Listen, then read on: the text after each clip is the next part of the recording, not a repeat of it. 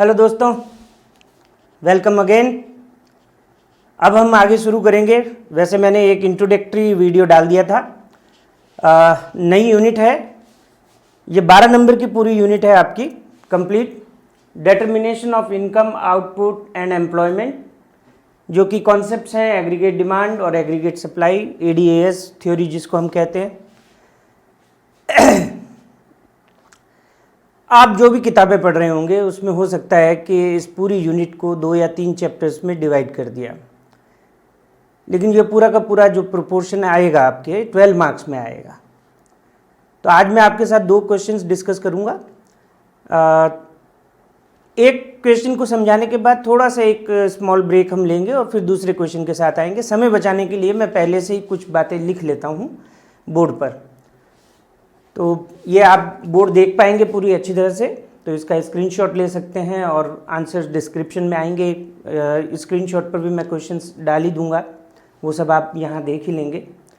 तो हम शुरू करते हैं आज नई यूनिट का पहला क्वेश्चन। और दोस्तों ये जो क्वेश्चन है ये बहुत बार आया है, रिपीट हुआ है। It's a very general question, it's a very important question also and very easy to understand, and actually it is the base for our theory regarding this unit. तो बहुत अच्छे से आप इसको समझने की कोशिश करें, ध्यान से इसको। और आपके अगर कोई भी डाउट आते हैं वो आप मुझे कमेंट में दीजिए। हालांकि मैं बच्चों के डाउट्स को समझते हुए पहले से ही उन बातों को क्लियर कर जाता हूँ, फिर भी आपके पास कोई भी डाउट आए वो आप मुझे कन्वे कीजिए, मैसेज कमेंट कीजिए, तो मैं उस पर जवाब दूंगा। तो पहला क्वेश्चन हमारा ये आता है कि एग्रीगेट डिमांड की मीनिंग बताइए और उसके कंपोनेंट्स क्या होते हैं, कि एग्रीगेट डिमांड बनती कैसे है, उसके क्या कंपोनेंट है। तो एग्रीगेट डिमांड जो है दरअसल होती क्या है। एग्रीगेट का मतलब होता है सब मिलाकर के। देखिए इसको मैं एक बहुत छोटा सा एग्जांपल लेता हूँ, बड़ा आसान हो जाएगा आपको समझने में। अगर मान लीजिए हम बात करते हैं कि भाई हमारे देश में पूरे है इन होल कंट्री कितने लैपटॉप या कंप्यूटर्स, पर्सनल कंप्यूटर्स प्रोड्यूस होते हैं या डिमांड होते हैं, उनकी डिमांड की जाती है। मान लीजिए हम कहते हैं एक महीने का पीरियड हम लेते हैं, हालांकि हम एक फाइनेंशियल ईयर का पीरियड लेते हैं, लेकिन जहाँ हम ले रहे हैं 1 महीने का, 1 महीने में कितने कंप्यूटर्स की डिमांड हुई या हो सकती है। तो अगर बोला जाए उदाहरण के तौर पे कि पूरे देश में 1 लाख कंप्यूटर, तो क्या ये एग्रीगेट डिमांड है? तो जवाब है नहीं। क्यों? क्योंकि हमने केवल यहाँ पर एक वेरिएंट लिया है कंप्यूटर। अब वो चाहे लैपटॉप हो, चाहे वो पर्सनल कंप्यूटर हो या टैबलेट हो, है ना, जो कंप्यूटर का काम कर रहा है। तो ये माइक्रो इकोनॉमिक्स के कंसर्न में आता है, मैक्रो इकोनॉमिक्स के नहीं। और चूंकि हम तो मैक्रो इकोनॉमिक्स पढ़ रहे हैं, तो यहाँ एग्रीगेट डिमांड का मतलब ये हो गया कि छोटी से छोटी चीज़ से लेकर के बड़ी से बड़ी जो इकोनॉमी में प्लान की जा रही है, जिसके लिए डिमांड जो है सोचा जा रहा है कि हाँ भाई इतनी डिमांड होगी। हर चीज़ आप इसको यूँ समझ लीजिए, अगर छोटी से छोटी चीज़ है ना, सुई से लेकर भी, सुई से भी बारीक माइक्रो ऑर्गेनिजम्स जो भी होंगे, जो भी बनते हैं एलिमेंट्स जिनको मैन्युफैक्चर किया जाता है, उसकी डिमांड से लेकर के बड़ी से बड़ी चीज़, चाहे वो पानी का जहाज़ हो, चाहे वो एयरवेज के लिए एरोप्लेन्स हो, कुछ भी छोटी से छोटी। देखो इसमें एक एग्जांपल मैं जोड़ता हूँ। मान लीजिए हम एक हाउस होल्ड लेते हैं ना, जैसे आप अपना घर समझ लीजिए। भाई हाउस होल्ड मेंबर कितने हैं आपके घर में, मेंबर कितने हैं कि चलिए हमारे घर में 10 मेंबर है ना। तो ये हाउस होल्ड जो है, ये जो घर है ना, ये हमने घर बना दिया है ना। ये इस घर में ये 10 लोग रहते हैं। अब इसी को एक कंट्री मान लीजिए, ये एक देश है ना, ये एक कंट्री है। अब क्या करना है, मान लीजिए एक मेंबर बोलता है कि भाई आज मैंने टॉफ़ी खरीदी, तो टॉफ़ी की आप कीमत ले लीजिए, भाई 10 रुपये की टॉफ़ी खरीदी। मान लीजिए दूसरा कहता है भाई आज तो मैंने टैक्सी यूज़ करी, टैक्सी के 100 रुपये दिए, ठीक है, टैक्सी इस्तेमाल करी आने जाने में। मान लीजिए आप एग्ज़ाम देने जा रहे हैं, तो आपने स्टेशनरी खरीद ली, है ना, स्टेशनरी खरीद ली, मान लीजिए 50 रुपये की। मान लीजिए कि आपने डॉक्टर को फीस दे दी, है ना, डॉक्टर फीस 500 रुपये आपने डॉक्टर की फ़ीस दे दी। तो हम कुछ वैल्यूज़ ले रहे हैं, ये आप खर्चे कर रहे हैं, जैसे डॉक्टर फीस और टैक्सी ये सर्विसेज हो गया, टॉफ़ी खरीदना और स्टेशनरी खरीदना आपके लिए गुड्स हो गया। अब मान लीजिए इन 10 मेंबर में एक आपके कोई बिजनेसमैन भी है, भाई साहब आपके बिजनेसमैन है, तो उन्होंने कहा भाई मैंने तो मशीनरी खरीदी है ना, मैंने क्या किया है कि मशीनरी खरीदी है अपने फर्म के लिए, है ना, मशीन्स खरीदी हैं। तो मान लीजिए 1 लाख की मशीन खरीद ली, मैं तो बस ऐसे हाइपोथेटिकल एग्जांपल ले रहा हूँ। तो इस देश के ये निवासी हो गए, ये 10 लोग, ये टोटल डोमेस्टिक टेरिटरी हो गई, ये घर जो मैंने बताया ये डोमेस्टिक टेरिटरी हो गई। अब आपने क्या है कि इनको जोड़ लिया, 1 लाख को, 10 रुपये को, 100 रुपये को, 50 रुपये को, 500 रुपये को, जो भी वैल्यू बने, जैसे मान लीजिए 660 तो 1,06,60 रुपीज़, है ना। तो ये आपके बन गई है 1,06,60 रुपीज़। तो ये एग्रीगेट डिमांड हो गई साहब, दैट्स ए सिंपल थिंग, है ना। तो अगर हम यहाँ कहें तो हमारे पास 2 कंपोनेंट आ गए। एज ए कंज्यूमर आप यूज़ कर रहे हैं, टॉफ़ी है, टैक्सी है, स्टेशनरी है, डॉक्टर है, ये as a consumer. As a producer machinery खरीदी फर्म। तो एग्रीगेट डिमांड के ये 2 कंपोनेंट हो गए। अब मान लीजिए हम कहते हैं कि नहीं इसमें तो सरकार भी शामिल होगी, सरकार ने भी कुछ खर्चे किए, तो भाई ये 3 सेक्टर हो गया, नहीं तो ये 2 सेक्टर है। मान लीजिए हमारा बाहर के देश से रिलेशंस है, एक्सपोर्ट इंपोर्ट कर रहे हैं, ग्लोबलाइज तो है ही है, जैसा मैंने पहले भी वीडियो में बोला है, हम एक क्लोज इकोनॉमी में नहीं रह सकते, ओपन इकोनॉमी में हमें रहना ही पड़ेगा। तो वो ले लीजिए, तो आपके 4 सेक्टर हो जाते हैं।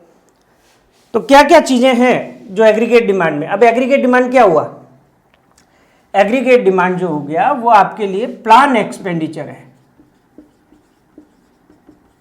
प्लान एक्सपेंडिचर किस पर, ओवर फाइनल गुड, जो कि हमने नेशनल इनकम में भी बात करी थी, उसी को हम ऐड करते हैं।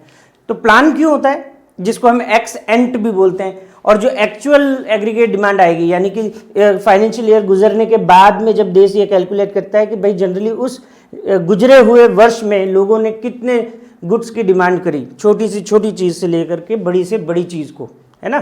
तो अगर वो आप कैलकुलेट कर पाते हैं तो वो एक्चुअल एग्रीगेट डिमांड है, उसे हम बोलते हैं एक्सपोस्ट एग्रीगेट डिमांड।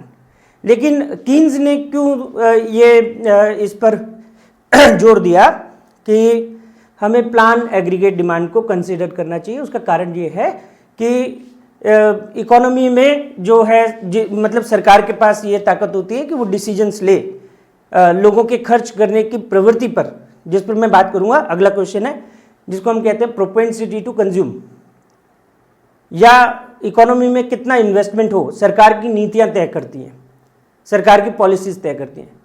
तो सरकार के लिए ये जानना ज़रूरी है, क्योंकि पॉलिसी तो आप, प्लानिंग तो आप पहले करोगे ना, पॉलिसी आप पहले बनाओगे और फिर उसका इम्पैक्ट हम देखेंगे।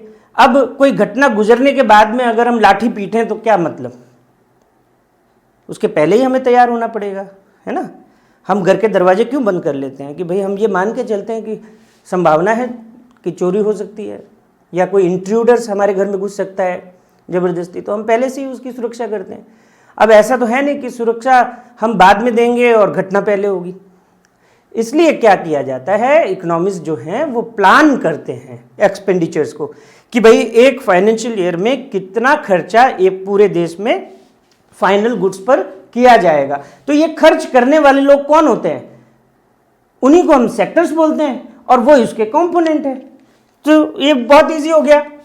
What is aggregate demand? Aggregate demand is refers to the plan expenditure over final goods and services, over final goods and services by various sectors. कौन कौन से, कंजम्पशन एक्सपेंडिचर करने वाला कौन है, हाउस होल्ड सेक्टर, सी बोलते हैं उसको, जिसका दूसरा टेक्निकल नेम है private final consumption expenditure, PFCE, जो रेड मैंने लाइन कर दी है। दूसरा सेक्टर कौन होता है, फर्म, जो गुड्स एंड सर्विसेज प्रोड्यूस करता है, तो इन्वेस्टमेंट एक्सपेंडिचर नाम बोलते हैं, या gross domestic capital formation, GDCF। जैसे मान लीजिए जब मैंने कहा भाई ये हाउस होल्ड है, चॉकलेट, टॉफ़ी पे, एडिबल्स पे, कार खरीदना, एयर कंडीशन खरीदना, है ना, कोई भी ऐसी चीज़ पे खर्चा किया तो ये कंज्यूमर कर रहा है, कंजम्पशन एक्सपेंडिचर। लेकिन अगर कोई फर्म मशीनरी खरीद रही है तो कैपिटल फॉर्मेशन है, तो वो आई में चला जाएगा, आई के हिस्से आ जाएगा। अब जैसा मैंने कहा तीसरा सेक्टर गवर्नमेंट होता है। अब देखिए गवर्नमेंट भी कई खर्चे करती है, गवर्नमेंट को पुलिस संभालनी होती है, डिफेंस संभालना होता है, डिफेंस पर लाखों करोड़ों रुपए का खर्च होता है। आप मान लीजिए अगर हमारे देश की जो जीडीपी होती है उसका 13 से 15% हम डिफेंस पे खर्च करते हैं। जो भी बजट होता है सरकार का लाखों करोड़ों का होता है, तो हज़ारों करोड़ों में डिफेंस पर खर्च होता है। सब्सिडी देती है, हमारे घरों में सब्सिडाइज सिलेंडर्स आते हैं, पेट्रोल पर सब्सिडी मिलती है, दवाइयों पर सब्सिडी मिलती है, हॉस्पिटल्स के खर्चे होते हैं, फ्री एजुकेशन कराती है ना, तो कई सारी चीज़ें हैं। तो जब सरकार गवर्नमेंट खर्चे करती है, सैलरीज देती है, रिपेयरिंग कराती है, मेंटेनेंस कराती है, बहुत सारे एग्जाम्पल्स हैं, तो वो आ जाता है आपके गवर्नमेंट एक्सपेंडिचर यानी कि जी, जिसको हम बोलते हैं government final consumption expenditure, GFCE। फिर उसके बाद में होता है नेट एक्सपोर्ट। नेट एक्सपोर्ट क्या है? वेरी सिंपल, जो फॉरेनर्स डोमेस्टिकली प्रोड्यूस गुड्स पर खर्च करते हैं, यानी हमने कुछ बनाया, मान लीजिए हमारे देश में कोई XYZ गुड हम प्रोड्यूस कर रहे हैं, है ना, जैसे रिलायंस कंपनी है, केमिकल इंडस्ट्री बहुत अच्छी है, तो वो फैब्रिक्स बनाती है, केमिकल्स बनाती हैं, फॉरेनर्स उसको इंपोर्ट करते हैं अपने देश में, तो फॉरेनर्स उस पर खर्चा कर रहे हैं, तो वो एक्सपोर्ट हो गया हमारा। हम भी कई चीज़ों पर निर्भर करते हैं, जनरली हम पेट्रोलियम प्रोडक्ट्स पर निर्भर करते हैं, तो हम इंपोर्ट्स कराते हैं। अमेरिका से हमारे व्यापार है, सऊदी अरब अमीरात से है, जो है मस्कट है वहाँ से है, रशिया से है, रशिया से हम कई इक्विपमेंट्स मंगाते हैं, डिफेंस इक्विपमेंट्स मंगाते हैं, इंपोर्ट्स करते हैं। ब्रिटेन से कुछ हमारा है, चाइना से हमारे हैं, चाइना से कोयला मंगाया जाता है, और भी कई चीज़ें हैं। चाइनीज़ गुड्स आप सब जानते हैं, उसको लेकर के लोगों में कुछ बातें भी रहती हैं, तो ये इंपोर्ट्स कराते हैं। तो कितना एक्सपोर्ट करा है, कितना इंपोर्ट करा है, उसका डिफरेंस लेना है, यानी एक्सपोर्ट माइनस इंपोर्ट, इसलिए हम उसे नेट एक्सपोर्ट्स बोलते हैं। तो दोस्तों, what is aggregate demand and what are its component? There are 4 components, बहुत आसानी से याद हो जाएंगे, एक लय में बोलिए, C+I+G+X-M, consumption expenditure, investment expenditure, government expenditure and net exports. Aggregate demand is the plan expenditure over final goods and services by different sectors of an economy for a given period of time. ये description में दे रहा हूँ मैं, वहाँ से learn करना है, याद करना है, आसान शब्दों में जैसे भी आपको याद हो उसे याद करें, लर्न करें और कंपोनेंट्स लिखें। एक चीज़ जो हमारे आगे भी काम आएगी, मैं इसको मिटा करके देखिए, मैंने आपको नीचे ये जो मैं बोल रहा था, ये क्या है? AD इक्वल्स टू चारों सेक्टर अगर हम लेते हैं तो हम इसको बोलते हैं ओपन इकोनॉमी। क्या बोलते हैं हम? ओपन इकोनॉमी, क्योंकि हमारा rest of the world, export import, उससे भी हमारा रिलेशन है, ग्लोबल रिलेशन है, और ये 4 सेक्टर इकोनॉमी हो गई। अगर हम केवल C+I+G ले लेते हैं, मान लीजिए 3 सेक्टर इकोनॉमी, C+I+G, केवल इतना लेते हैं, तो ये आपकी क्लोज इकोनॉमी हो गई, क्लोज इकोनॉमी विद 3 सेक्टर्स। लेकिन क्योंकि हम इंट्रोडक्टरी मैक्रो इकोनॉमिक्स पढ़ रहे हैं, तो NCERT ने हमारा सिलेबस लिमिटेड रखा है, उसी लिमिटेशन में हमें आगे अपनी इस पूरी थ्योरी को समझना है। तो सिलेबस लिमिटेशन में अब देखिए, क्वेश्चन पूछा गया है कि एग्रीगेट डिमांड के कंपोनेंट क्या है, तो आपको चारों बताने हैं, C+I+G+X-M। लेकिन आगे की थ्योरी में जो हम पढ़ेंगे वो हम 2 सेक्टर इकोनॉमी पढ़ेंगे, तो AD will remain only C+I। तो इस पर आगे के अभी मैं क्वेश्चंस और बताऊंगा। तो ये एक इक्वेशन है जो आपको याद रखनी है कि what is aggregate demand, consumption expenditure plus investment expenditure. तो एक छोटा सा ब्रेक लेते हैं और उसके बाद में मैं आपके साथ आता हूं दूसरे क्वेश्चन के साथ, ठीक है? तो ये बहुत इंपॉर्टेंट क्वेश्चन है, आप इसको करिए और याद कीजिए। ये कई बार बोर्ड में आया, आप समझ लीजिए 8-10 बार आप बोर्ड में आ चुका है, इसको छोड़ के नहीं जाना है, वेरी वेरी वेरी इंपॉर्टेंट जैसे भी है। हाँ, तो अपना दूसरा क्वेश्चन जो है वो क्या है give the meaning of marginal propensity to save, give the meaning of marginal propensity to save and average propensity to save.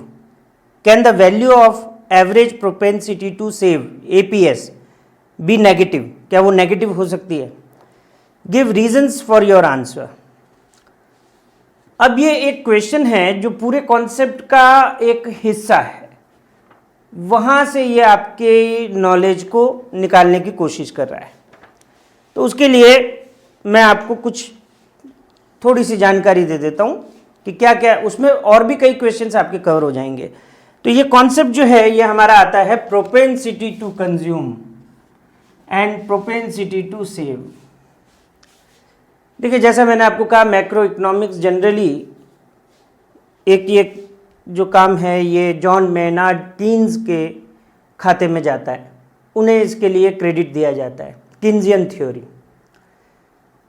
तो जॉन मेनार्ड कीन्स साहब का ये मानना था कि कंजम्पशन और सेविंग्स को लेकर के जो लोगों का बिहेवियर है, उस बिहेवियर को समझना बहुत ज़रूरी है अगर हम इकोनॉमी में स्टेबिलिटी का मतलब ये हुआ कि बहुत थोड़े समय में ऐसी समस्याओं से न गुजरना इकोनॉमी में जिसमें महंगाई बढ़ जाती है, इन्फ्लेशन आ जाता है, बेरोजगारी आती है, अनएम्प्लॉयमेंट होता है, लो लेवल ऑफ डिमांड्स होती हैं, प्रोडक्शंस में कमी आ जाती हैं और भी कई चीज़ें।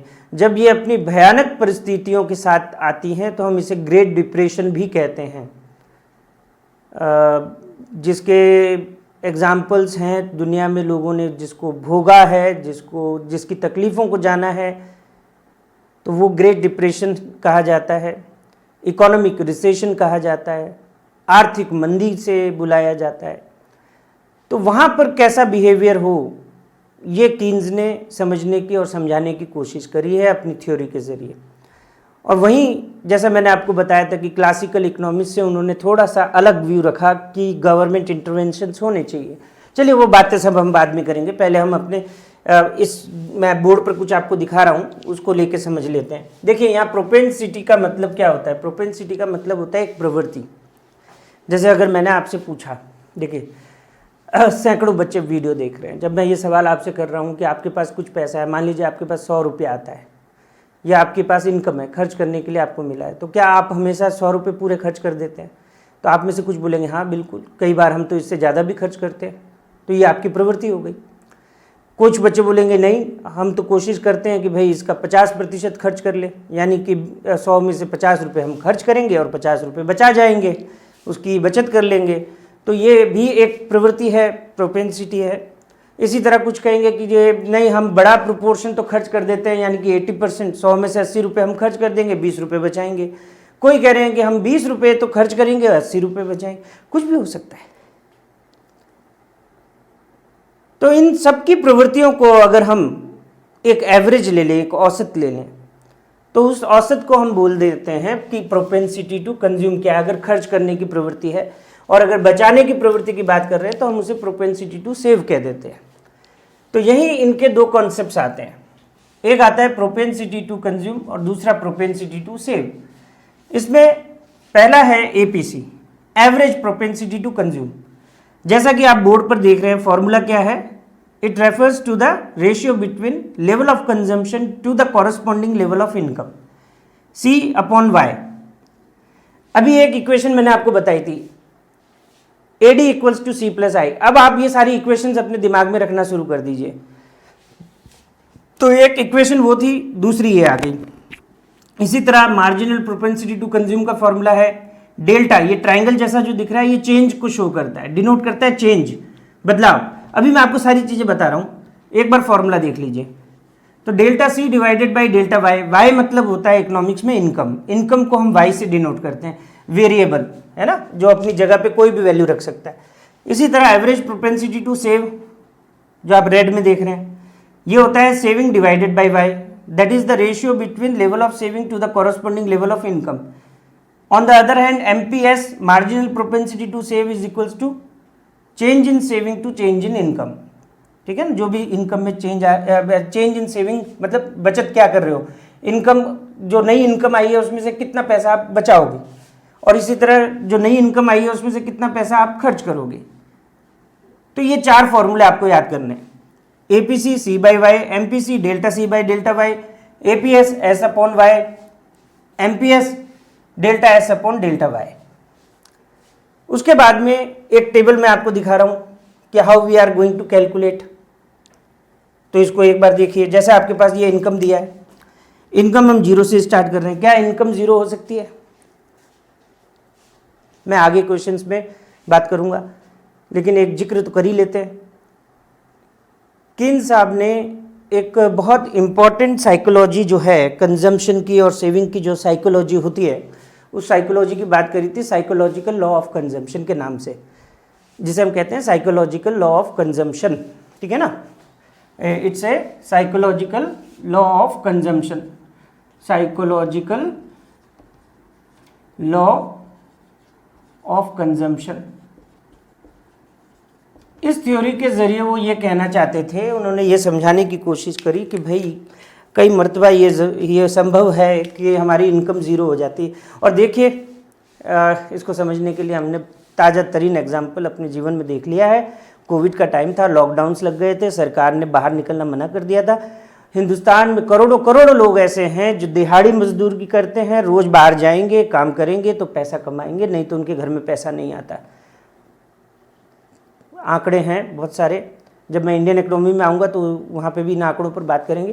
तो इनकम 0 हो सकती है, इनकम कैन बी 0, हुआ, ऐसा हुआ। लेकिन consumption can not be 0। This is the first law of psychological law of consumption. Income कभी भी आपकी 0 हो सकती है, ये समझे, इनकम 0 हो सकती है, लेकिन कंजम्पशन 0 नहीं होगा, क्योंकि मिनिमम कंजम्पशन जीने के लिए चाहिए, वो रहेगा। इसलिए यहाँ पर C 0 नहीं है, इनकम जरूर 0 है, लेकिन कंजम्पशन कुछ ना कुछ है। इसको क्या बोलते हैं, ये सब चीज़ें याद रखनी है। इस 50 को जो हमने यहाँ लिया है, इसे हम बोलते हैं ऑटोनॉमस कंजम्पशन, जिसे हम सी बार का मतलब होता है कांस्टेंट। ये वो कंजम्पशन है जो कांस्टेंट रहेगा, यानी कि ये 0 इनकम पर भी है, और चाहे इनकम आपकी हजारों लाखों करोड़ों हो जाए तो भी ये 50 वहाँ पर विद्यमान रहेगा, वहीं पर स्थापित रहेगा, कांस्टेंट मानते हैं। तो ये सी जो है आपका मिनिमम, कि आप कुछ नहीं कमा रहे हैं, कुछ नहीं आ रहा है, तो भी हमें 50 रुपये तो हमें खर्च करने ही पड़ेंगे। ठीक है ना। अब आप इसको 50 रुपये लीजिए, 500 रुपये लीजिए, 5000 लीजिए, 5 लाख लीजिए, आपके ऊपर है। हम तो एक ट्रेंड देखते हैं इकोनॉमिक्स में, कभी भी मैं यहाँ पे वैल्यू नहीं लिखूंगा रुपीज़ है या क्या है, हम एक वैल्यू देखते हैं। तो ये इनकम 0 है, लेकिन कंजम्पशन कैन नॉट बी 0। तो आया कहाँ से? तो भाई एक्यूमुलेटेड सेविंग, जो हमने पीछे बचत कर रखी है, हम उस सेविंग से लाएंगे। ठीक है ना, हम ये पैसा उस सेविंग से लाएंगे। डिस सेविंग हो गई। मान लीजिए आपके पास सेविंग नहीं है, आपका कोई सेविंग है ही नहीं जी हमारे पास, तो फिर अरे भाई कहीं से तो लाओगे, किसी से तो मांगोगे, कोई तो देगा, कोई तो सेवा करेगा, कहीं से हम पैसा लाएंगे, और जब लाएंगे तो वापस उसको चुकाएंगे। तो जब भी इनकम आएगी तो वो हमारी तो रहेगी नहीं, चली जाएगी, माइनस हो जाएगी। इसलिए डिस सेविंग है, इसको हम माइनस में शो कर रहे हैं। दूसरा, आप ये रिलेशन कैसे पा सकते हैं कि इनकम के 2 ही रूप हैं, या तो कंजम्पशन कर लो या बचा लो। तो what is the Y? Y is equals to C plus S. मान लीजिए 100 रुपये आए, कंजम्पशन 80 की है, तो बाकी के 20 कहाँ गए भाई? वो सेविंग के हो गए। मान लीजिए आपने कहा 50 रुपये खर्च किए, तो बाकी का बचा हुआ 50 हो गया। तो हमेशा ये बराबर होगा, left hand side equals to right hand side, income equals to consumption plus saving. दिमाग में डाल लीजिए, y is equals to C plus S, y is equals to C plus S. अगर y सी प्लस एस है और s निकालना है तो क्या होगा? अपने को c उधर ले जाएंगे, माइनस में चला जाएगा, तो it will become y minus C. इसलिए इनकम कितनी? 0। 0 में से हमने सी 50 माइनस किया, तो 0 माइनस 50 कितना हो गया? -50, -50 आ गया। इसी तरह इनकम हम बढ़ा रहे हैं एक इंटरवल से, 100 रुपये से बढ़ रही है, 100, 200, 300 हमने ले ली। अब जब इनकम 100 हो गई तो कंजम्पशन कितना बता रहा है? 140। अब देखिए इसका और इसका डिफरेंस कितना है? What is the difference? 50 तो थे ही, अब 140 हो गया। तो 140 क्यों हो गया? क्योंकि यहाँ पर 100 रुपये जो हैं आपके आ गए, इसको बोलते हैं डेल्टा वाई। तो डेल्टा वाई कितना आया 100, शायद आप देख पा रहे होंगे पूरा बोर्ड, ठीक है ना। तो डेल्टा वाई कितना हुआ 100, चेंज, इसको हम चेंज बोलते हैं। जीरो से जेब में कितने पैसे आ गए 100 रुपए। अब जब 100 रुपए जेब में आए तो प्रोपेंसिटी, खर्च करने की प्रवृत्ति। अब ये लो लेवल ऑफ इनकम है तो भाई ज्यादा खर्च करना पड़ेगा, पूरा भी हो सकता है, उससे ज्यादा भी हो सकता है, मे बी पॉसिबल, क्योंकि जब लो इनकम होती है तो हमें अपनी बेसिक जरूरतों को पूरा करना होता है। तो मान लीजिए फिर भी उसने बचाने की कोशिश करी, कितना बचा लिया भाई, 50 से उसके कंजम्पशन कितना हो गया 140, तो डिफरेंस कितना आया, डिफरेंस आया 90 आया। इसको हम बोलेंगे delta C, this is called delta C. तो यहां पर आप इस चीज को समझिए। तो जैसे जैसे ये इनकम बढ़ रही है, ये डेल्टा सी डेल्टा वाई को बता रहा है, जो वो हर जगह मैंने कांस्टेंट रखी है 100। और आपको अगर डेल्टा सी जब लेना होगा तो आप नीचे वाला जो कंजम्पशन है उससे ऊपर वाले को माइनस करेंगे। तो जैसे 140 माइनस 50 किया 90 आया, इसी तरह 200 140 आप माइनस करेंगे, है ना। तो यहाँ पर आपके पास डेल्टा सी कितना आ जाएगा 60 आ जाएगा। इसी तरह यहाँ से यहाँ गए तो 250 में से कितना आ जाएगा डेल्टा सी 50 आ जाएगा। तो डेल्टा सी हमें ऐसे निकालना है, जिसका इस्तेमाल हम एमपीसी के लिए करेंगे। हो गई बात क्लियर। तो भाई देखिए इनकम था, इनकम में से कंजम्पशन को माइनस किया तो सेविंग आ गई। अब आप फॉर्मूला लगाइए, एपीसी का फॉर्मूला क्या है, it is the ratio of consumption and corresponding level of income. तो देखिए सी कितना है 50 डिवाइडेड बाई 0, तो it can not be defined, so infinity. 140 divided by 100, 140 को जब हम 100 से डिवाइड कर रहे हैं, 0 और 0 कट हो गया, 14 डिवाइडेड बाई 10 किया तो 1.4 आपका क्या आ गया APC. 200 divided by 200 C by Y 1, 250 divided by 300, 0 0 cut हो गया, 25 डिवाइडेड बाई 30 किया तो हमारे पास आया 0.83। तो ये आपके पास आ रहा है। इसी तरह आपने एपीएस निकाला, एपीएस का फॉर्मूला आप क्या लगा रहे हैं एस बाई वाई। चलिए भाई एस का है, ये रहा एस, एस में से लीजिए -50 डिवाइडेड बाई 0 किया इन्फिनिटी। अब आपके पास -40 है, -40 को आप 100 से डिवाइड करेंगे तो क्या हो जाएगा -0.40। तो ये हमारा क्वेश्चन है, क्या एपीएस नेगेटिव हो सकता है? Yes, APS can be negative and when it happens when the consumption is greater than income, when the consumption is greater than income. And why is it possible that consumption can be greater than income? Yes, it's very possible at the low level of income when people has to meet their basic requirements. तो in these situation, ऐसी situations में लोगों को खर्चा ज़्यादा करना पड़ता है अपनी इनकम से, और वो कहीं ना कहीं से लेकर के आते हैं, डिस सेविंग्स होती हैं, और सेविंग्स क्या चली जाती हैं नेगेटिव चली जाती है, ऋणात्मक हो जाती हैं। और जब सेविंग्स नेगेटिव हो जाती है, जैसे कि यहाँ पर -40 को आपने डिवाइड किया है 100 से, तो ये -0.4 आ रहा है। तो आ सकता है APS can be negative but APC can not be negative because negative consumption is not possible, not possible, संभव नहीं है। एपीएस नेगेटिव हो सकता है कब?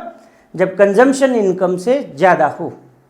तो साइकोलॉजिकल लॉ ऑफ कंजम्पशन यही बोलता है कि income can be zero but consumption can not be zero. Number 2 कि व्हेन इनकम इंक्रीजेज 0 100 200 300, इनकम जब इंक्रीज हो रही है आपकी, है ना, तो ऐसे में कंजम्पशन भी इंक्रीज हो रहा है। But as people know that income can be zero, so they want to save something. This is the thrift. उनके अंदर में ये होता है कि नहीं बचाना है, समस्या हो सकती है कैसे भी करके बचाना है। तो whenever income increases, consumption also increases, but not in a same proportion, rather remains in a lesser proportion. तो जो चेंज का है, इनकम का चेंज और कंजम्पशन का जो चेंज है, उस रिलेशन को हम बोलते हैं मार्जिनल प्रोपेंसिटी टू कंज्यूम। तो दूसरा लॉ का जो है साइकोलॉजिकल लॉ का पार्ट है वो ये है कि when income increases consumption also increases but not in the same proportion as people wants to save, so saving also increase, consumption also increase. ये हमारे डायग्राम बनाने में मदद आएगी, ये चीज अगर दिमाग में रहेगी तो सेविंग्स धीरे धीरे बढ़ने लगी, -50 से बड़ा -40, -40 से बड़ा 0, 0 से बड़ा 50, तो ये पॉजिटिव जब आ गया तो 50 डिवाइडेड बाई 300 किया तो आपके पास एपीएस क्या आ गया 0.17। In the same way how you will calculate delta C by delta Y यानी कि एमपीसी। मैंने आपको यहां बताया कैसे आपको डेल्टा वाई और डेल्टा सी निकालना है। अब आपका काम क्या है, अब देखिए ये सब जगह तो डेल्टा वाई 100 ही है एवरीवेयर, लेकिन एक में 90 थी, एक में 60, एक में 50। अब मार्जिनल मतलब चेंज होता है, इसलिए पहली वैल्यू को हम नहीं निकाल पाते क्योंकि इसके पहले कोई भी वैल्यू नहीं है हमारे पास कंजम्पशन की। तो ये फर्स्ट वैल्यू आप हमेशा एमपीएस और एमपीसी की क्या रखेंगे, डैश रखेंगे। ये क्या रखेंगे, डैश। अब देखिए क्या हुआ, 0 से 100 इनकम बढ़ गई कितनी, 100, तो डेल्टा वाई आ गया 100। कंजम्पशन कितना था 50 और 140 हो गया, 140 में से 50 निकाला तो आया कितना 90, तो उसको हम डेल्टा सी चेंज बताएंगे 90। तो delta C upon delta Y निकालना है, तो 90 डिवाइडेड बाई 100 तो 0.9। And in the same way 140 200 का डिफरेंस है 60 और 100 क्योंकि वो चेंज है उसको डिवाइड किया तो कितना आ गया 0.6, 0.9 एंड 0.5। नीचे वाला जो चेंज है ये आप देखिए। एक बहुत अच्छी चीज मैं बता देता हूं, हालांकि वो आपके जो मैं क्वेश्चन दे रहा हूं ना उसमें अभी आपको बताने की जरूरत नहीं है, लेकिन ये क्योंकि हमने बात निकाली है, बात छेड़ी है, तो बात को पूरा खत्म करना हमारी जिम्मेदारी बनती है। नहीं तो कहोगे फिर बताया नहीं, है ना, बताना तो पड़ेगा। एपीसी प्लस एपीएस हमेशा 1 के बराबर होगा। ऐसा क्यों होता है, जैसे मान लीजिए हमने कहा भाई सी और प्लस एस वाई होता है, ठीक है। अभी गणित का एक नियम है कि अगर left hand side right hand side को हम एक ही वैल्यू से डिवाइड करेंगे तो उनकी वैल्यूज में कोई फर्क नहीं पड़ता। तो आपकी यह सी डिवाइडेड बाई वाई कर दीजिए, वाई कर दीजिए, वाई कर दीजिए, मतलब सी को y से डिवाइड कर दिया, s को y से डिवाइड कर दिया, y को y से डिवाइड कर दिया, y जो है वो 1 हो गया। और हमने क्या फॉर्मूले में देखा, c बाई वाई क्या होता है APC और s बाई वाई क्या होता है APS। अरे क्या बात है, ये इतनी आसानी से समझ में आने वाली बात थी क्या, बिल्कुल थी। APC plus APS is equals to 1। अभी सिंपल गणित, घबराना नहीं, गणित से बिल्कुल भी नहीं घबराना, बहुत आसान है। मैथमेटिक्स इज ए टूल, चीजों को आसान करता है। अभी मान लीजिए एपीएस पता करना है, क्या करोगे, एपीएस को अपनी जगह पे रहने दो, एपीसी साहब की जगह बदल दो। जगह बदलते इनका मूड बदल जाएगा, मूड बदल गया तो चेहरा बदल जाएगा, तो ये प्लस से माइनस हो जाएंगे, 1 माइनस एपीसी। तो देखिए क्या हुआ, हमें निकालना है कि भाई एपीसी कितना है 1.40, 1 में से 1.40 को माइनस करो, है ना, 1 माइनस एपीसी तो क्या आया माइनस 0.40, 1 माइनस 1 0, 1 माइनस 0.83 0.17। तो आपको एक ही पता लगाना है, दूसरा तो आप इससे निकाल लेंगे। दूसरा इसी की तरह हमारा आता है, ये मान लीजिए आप वीडियो देखते हैं तो आपको यहां रहेगा, मैं ये वाला साइड इसको ऐसे ही रहने देता हूं, ठीक है ना। अब आ जाइए, ये हमारे लिए एक रिलेशन था, ये हमारे लिए दूसरा relation, MPC plus MPS is equals to 1। तो एमपीएस निकालना है तो 1 माइनस एमपीसी, और एमपीसी निकालना है तो 1 माइनस एमपीएस। इसी तरह यहाँ पर आपके पास एपीसी निकालना है तो 1 माइनस एपीएस कर सकते हैं आप। तो अभी मैंने आपको बताया था कि कैसे हमने निकाला। अब 1 में से आप जो है एमपीसी की वैल्यू निकाल दीजिए तो आपके पास एमपीएस आ जाएगा। तो 1 minus 0.9 0.1, 1 minus 0.6 0.4, 1 minus 0.5 0.5। That's simple. That's very simple. So what is our question here? Meaning of marginal propensity to save. It is the ratio between change in saving to the change in income. Can the value of APS, average propensity to save, be negative? Yes, it can be negative in a situation when consumption is more than income, and it happens at the lower level of income when people needs to satisfy their basics. So sometimes they consume more than their income. So APS can be negative, this is your reason. तो आज 2 questions बहुत important वाले question है, आप छोड़ के नहीं जा सकते हैं। लेकिन उसके साथ ही मैंने आपको कैलकुलेशन भी सिखाई है कि APC, APS, MPC, MPS कैसे आती है। तो आप इसके न्यूमेरिकल्स करने की कोशिश कीजिए किताब से। मैं जैसा आपको हमेशा बोलता रहता हूँ, वक्त मिला तो न्यूमेरिकल के साथ आऊँगा, लेकिन मुझे डेफिनेटली पूरा विश्वास है कि आप न्यूमेरिकल्स कर पाएंगे। तो प्लीज़ आप वो देखिए। इसी के साथ आज के इस वीडियो को विराम देते हैं। दोस्तों, मैं बहुत क्षमा चाहूँगा, क्या करूँ, मैं कोशिश करता हूँ कि छोटा वीडियो बनाऊँ, लेकिन थोड़ा बड़ा हो ही जाता है। देखिए, मैं अगर आपके सामने मुखातिब हुआ हूँ ये सोच करके कि चीज़ों को थोड़ा आपको बेहतर तरीके से समझा सकूं, है ना, तो जहाँ ये कॉम्प्रोमाइज़ करना पड़ेगा। तो इसके लिए मैं बहुत बहुत बहुत क्षमा चाहता हूँ कि लंबे वीडियो हो रहे हैं, लेकिन आप इसे स्पीड फॉरवर्ड करके देखिए, लेकिन देखिए पूरा अच्छे से देखिए। सब्सक्राइब कीजिए, बेल आइकन पर क्लिक कीजिए, नोटिफिकेशन मिलेंगे। क्वेश्चंस पूछते रहिए, आगे बढ़िए। पढ़ाई आपको अब करनी स्टार्ट कर देनी चाहिए, और यही वो समय है जो आपको बहुत फ़ायदा देके जाएगा। गुड नाइट, फिर मिलते हैं अगले वीडियो में।